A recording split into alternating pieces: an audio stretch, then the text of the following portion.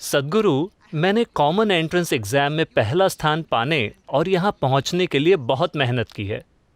मगर मेरा भाई कहता है कि मेरी किस्मत ने मुझे यहाँ भेजा है। तो मैं यहाँ अपनी किस्मत की वजह से हूँ या अपनी मेहनत की वजह से? आपका भाई कहाँ पहुंचा है?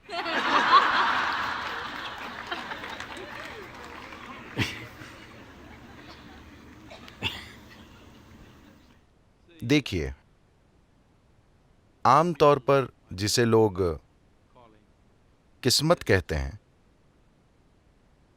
उसे दरअसल वे खुद बनाते हैं, लेकिन बिना जागरूकता के। जब मैं कहता हूं बिना जागरूकता के, अभी आप यहां बैठे हैं, हर कोई यहां बैठा है।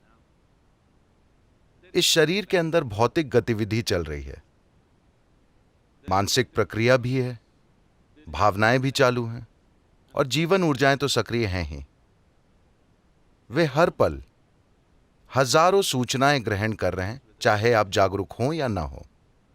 तो अगर मैं आपसे एक सवाल पूछूं कि सुबह जागने के बाद से अब तक गतिविधि के इन 4 आयामों में से आपने कितनी चीजें जागरूकता के साथ की हैं, आपके ख्याल से कितने प्रतिशत होगा?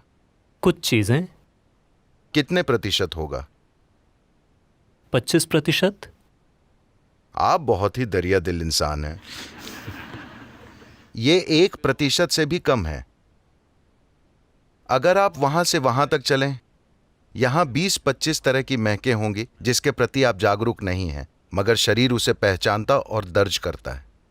सैकड़ों अलग अलग तरह की आवाजें हैं जिन्हें शरीर दर्ज करता है, जिनके प्रति आप जागरूक नहीं हैं। इस तरह पूरे दिन और रात में भी ये होता रहता है, चाहे आप जाग रहे हों या सो रहे हों।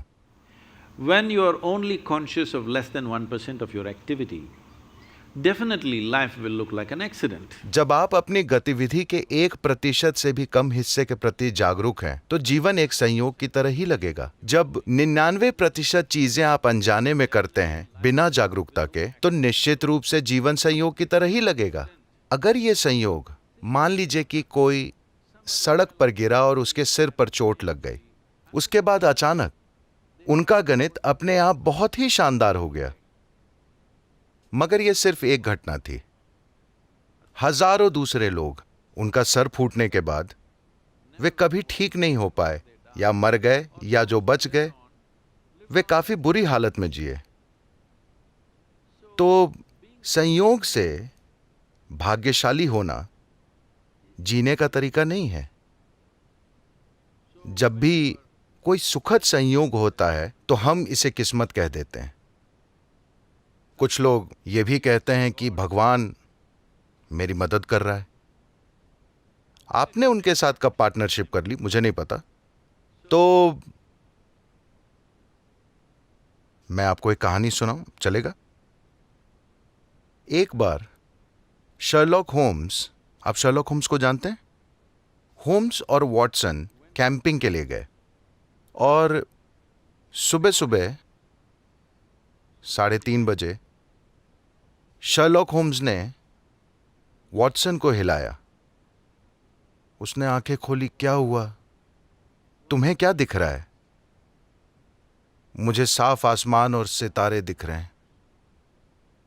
बताओ इसका क्या मतलब है?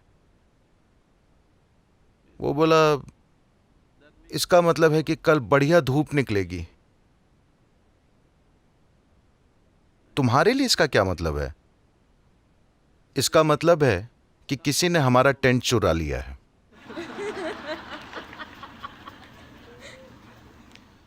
तो हम नहीं जानते कि क्या गायब हो गया है और कोई चीज संयोग से यहां वहां गिर सकती है, मगर जीवन इस तरह काम नहीं करता। अगर कोई इंसान अपनी किस्मत खुद बनाने का जिम्मा अपने ऊपर नहीं लेता, तो उन्हें अब भी विकास से जुड़ी समस्या है। वे अब भी पूरी तरह विकसित नहीं हुए हैं, क्योंकि इंसान होने का अर्थ है कि हम अपना जीवन जागरूकता के साथ चला सकते हैं।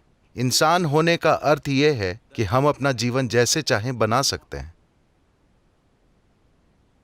मगर यह किस्मत वाली बात आपकी असफलता को संभालने का एक अच्छा बहाना है। जब भी आप असफल होते हैं, किस्मत, भगवान की मर्जी। ये लंबे समय से चलता रहा है। ये इस संस्कृति की मूलभूत प्रकृति नहीं है। इस संस्कृति में प्राचीन समय से ही हमने आपको सिखाया है कि आपका जीवन आपका कर्म है। हाँ या ना? किसी ने नहीं कहा कि ऊपर एक भगवान है जो आपके लिए चीजें करेगा। हमने हमेशा आपको बताया है कि आपका जीवन आपका कर्म है, यानी कि अपना जीवन आप खुद बनाते हैं। कोई सितारे आपका जीवन तय नहीं करते, आप करते हैं। हम पर लाखों प्रभाव पड़ते हैं, मगर उससे हम क्या बनाते हैं ये हमारे हाथ में है ना? हमारी ओर क्या फेंका जाता है ये हमारे हाथ में नहीं है। हमारे रास्ते में क्या आता है वो हमारे हाथ में नहीं है, मगर उसे हम क्या बनाते हैं 100% हमारे हाथ में है। मैं आपको बताना चाहता हूं, जब मैं पहली बार कोयम्बतूर गया और हमने योग केंद्र की स्थापना शुरू की, ये देश कुछ ऐसा है, बड़ी विचित्र बात है। आज सभी तालियां बजा रहे हैं, मगर उस समय बस अफवाहें ही अफवाहें। अरे ये लोग ड्रग्स लेते हैं, ये कुछ और करते हैं, ये जंगल को बर्बाद कर रहे हैं, ये बाघ मार रहे हैं, हाथी मार रहे हैं, हर तरह की अफवाहें। मीडिया भी इस तरह की चीजें लिख रहा था। फिर शहर के 100 महत्वपूर्ण लोग मिलते हैं और कहते हैं ये योग बीमारी की तरह फैल रहा है। उनके यही शब्द थे, हमें कुछ करना होगा। कोई गुस्सैल आदमी कहता है ट्रक भर के लोगों को ले चलते हैं और सब तोड़ डालते हैं, क्योंकि उस समय पूरा योग केंद्र बस फूस की छत के नीचे चलता था। तो उन्होंने तय किया कि वे वहां आकर सारी चीजें तोड़ डालेंगे। आज ये देश के सबसे प्रमुख स्थानों में से एक है, ठीक है? तो जब उन्होंने ऐसा कहा, एक बुजुर्ग व्यक्ति जो अब नहीं रहे, एक सयाने व्यक्ति, उन्होंने कहा तुम लोग नहीं जानते कि तुम किससे भिड़ रहे हो। मैं इस आदमी को जानता हूं। अगर तुम इस पर पत्थर फेंकोगे तो ये उन पत्थरों से भी कुछ बना लेगा। इस आदमी पर पत्थर मत फेंको। तो आपकी ओर क्या आता है ये आप तय नहीं कर सकते, मगर आप उससे क्या बनाते हैं ये आपके हाथ में है ना? इसी में आपका सामर्थ्य है। यही आपको दिखाना है कि आप कौन हैं, क्योंकि आप ये तय नहीं कर सकते कि आपकी ओर क्या आएगा, मगर निश्चित तौर पर आप ये तय कर सकते हैं कि आप उससे क्या बनाएंगे।